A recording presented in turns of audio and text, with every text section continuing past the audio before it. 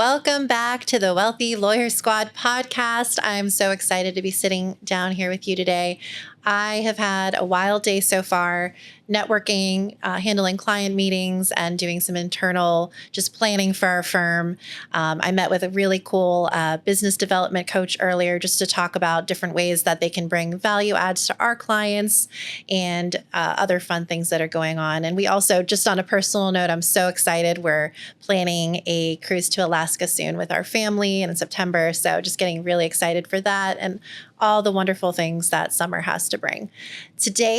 In today's episode, I'm going to talk about my strategies for you to become a wealthy lawyer.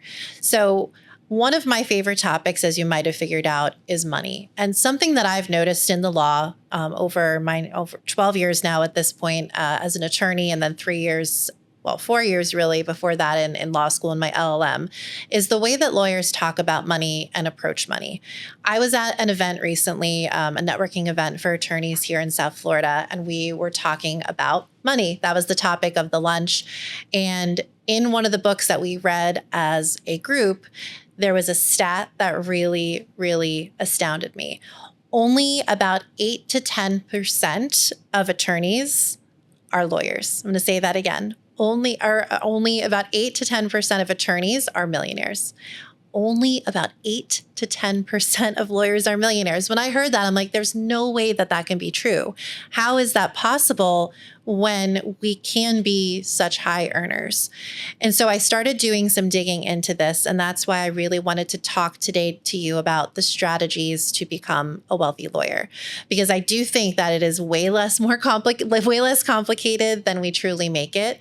And I just think that we need to kind of, peel the veil away and figure out, why are lawyers not truly becoming wealthy when it comes to dollar and net worth and their value? Why is that? And I think one of the biggest reasons, and my number one strategy, is really looking at your lifestyle and, the common trap that so many lawyers seem to fall into starting in law school. And then especially once you get your first job or maybe your second job where you're making more money, is just letting that lifestyle inflation creep in. So it's interesting. I started looking up some numbers.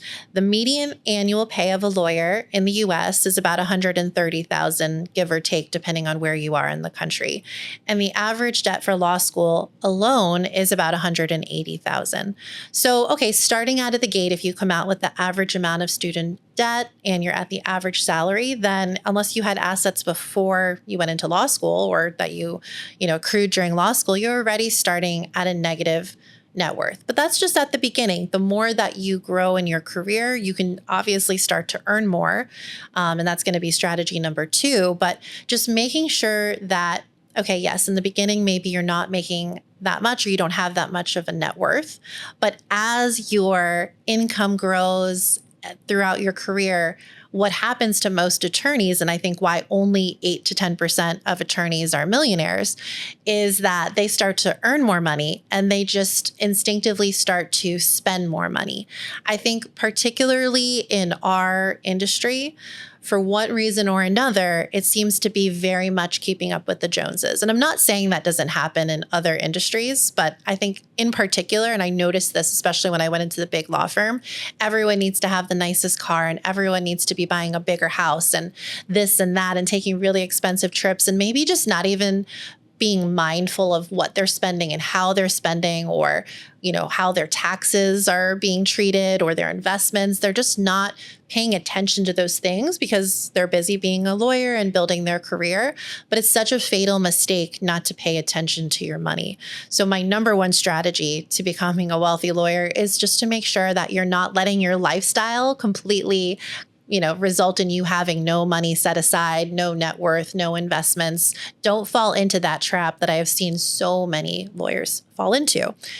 My second strategy for becoming a wealthy lawyer is making sure that you are building up yourself as a brand and that you are in and of yourself, whether you work for a law firm or in-house or you have your own law firm, or even if you're doing something other than practicing law, either simultaneously or just exclusively, making sure that you are building yourself as a brand.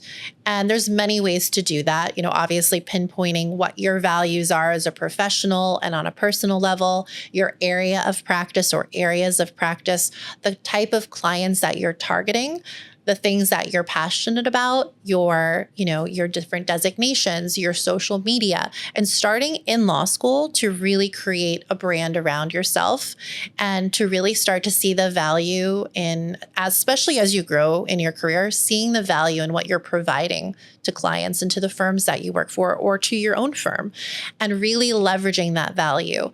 I think something that does happen maybe over time, so many lawyers they get very comfortable and they get kind of in their set routine, and they're not necessarily thinking outside of the box of how can I position myself different in the market, especially with all this new technology and changes in the world, especially over the past couple, years.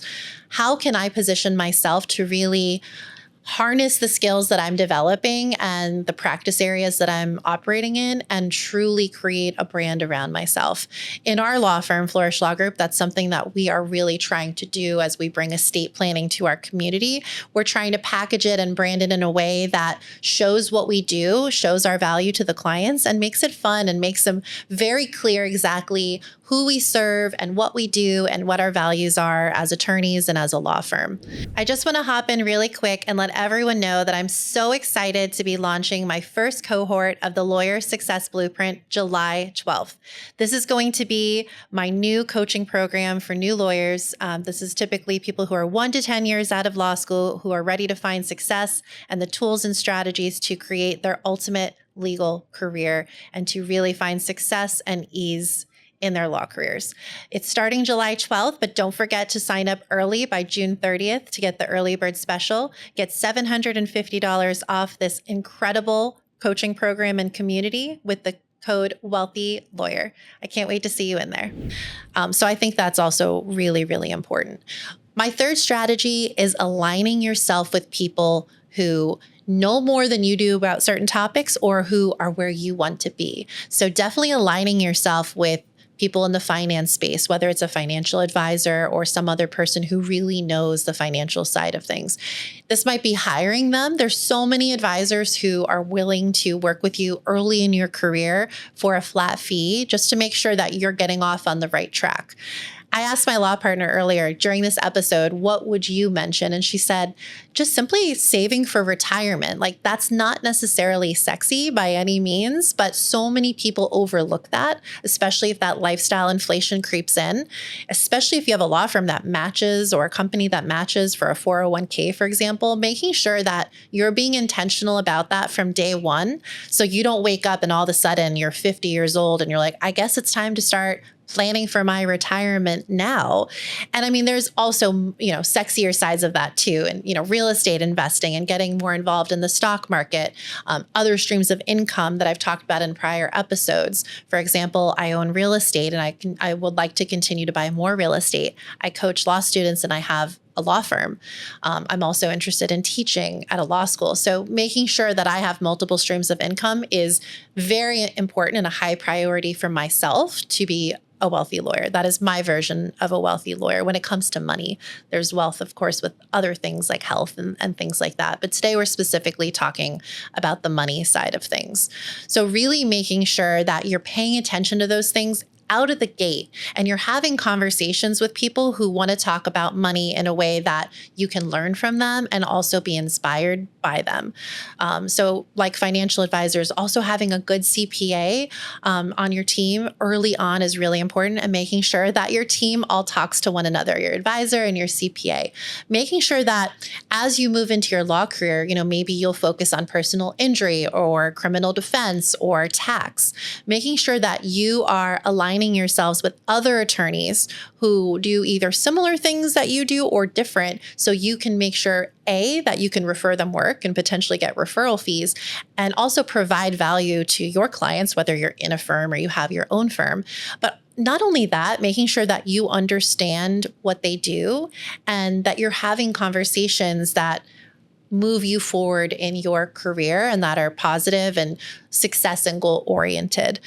That's really, really important. And aligning yourselves just with family and friends who also are dreaming big and want to find success and want to be positive and want to, not positive all the time, but positive in the sense that, okay, even if we're having a bad day or something has happened, we are still making sure that we are supporting each other and moving the needle forward. Finding that early on, starting even before law school, is so, so important. It's one of the reasons I created the Wealthy Lawyer Squad.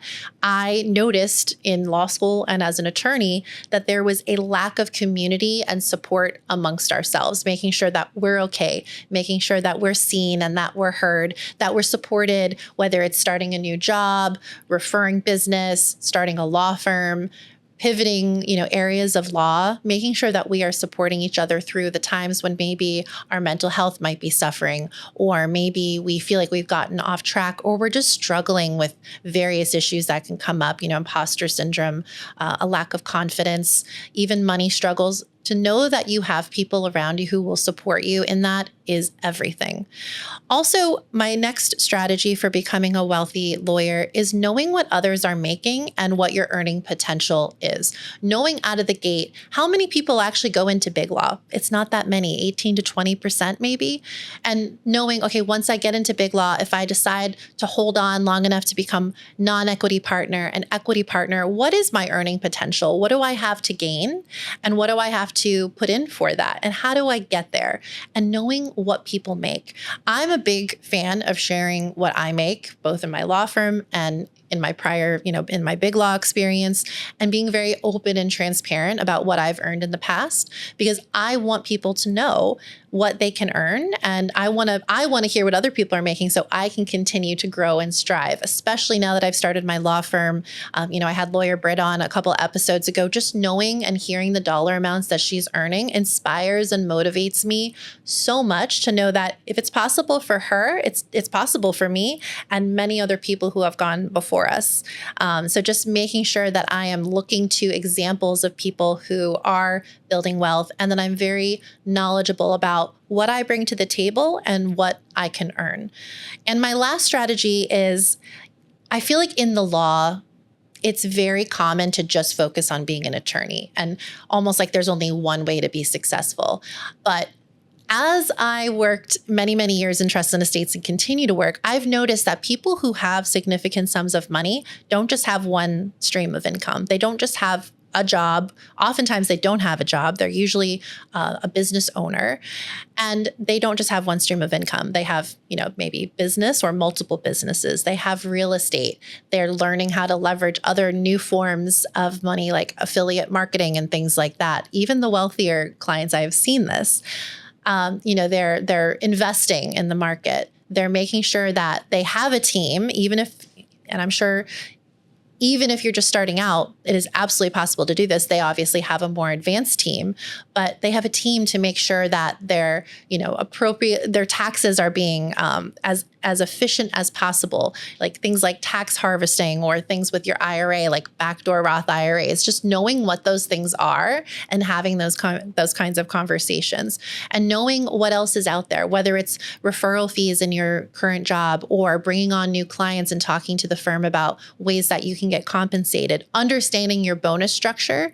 And then also, depending if you have other things that you're passionate about, potentially building side businesses or investing in real estate or just investing in the stock market. Those are things that will truly help you to become a wealthy lawyer.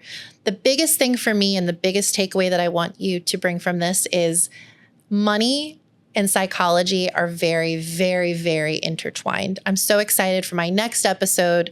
I'll be talking to a financial therapist and we're going to delve deeper into this. But I just want you to know that the more intentional you are about your money and the earlier you start thinking about these things, the more likely you are going to build wealth as a wealthy lawyer. I feel like so many people just get stuck in the grind of being an attorney and, billing the hours and trying to get to that point of success, but they lose sight of what are the steps to actually get to where I want to go and how can I actually build wealth? And that is my hope for you. Whether wealth is money based, wellness based, enjoying your career, wealth has so many meanings to me. I want you to find that. I want you to know that you can be happy and successful in your career. And I want to link arms with you to make sure that that is completely available for you. I want you to be in your rich lawyer era, starting in law school and as you move through your legal journey. I really enjoyed sitting down and talking with you about this. This is my favorite topic ever. I hope there was something that you can take away from this, even if it's just one nugget that will help you and stick with you as you move through your lawyer journey. I can't wait to talk to you all soon. Thanks.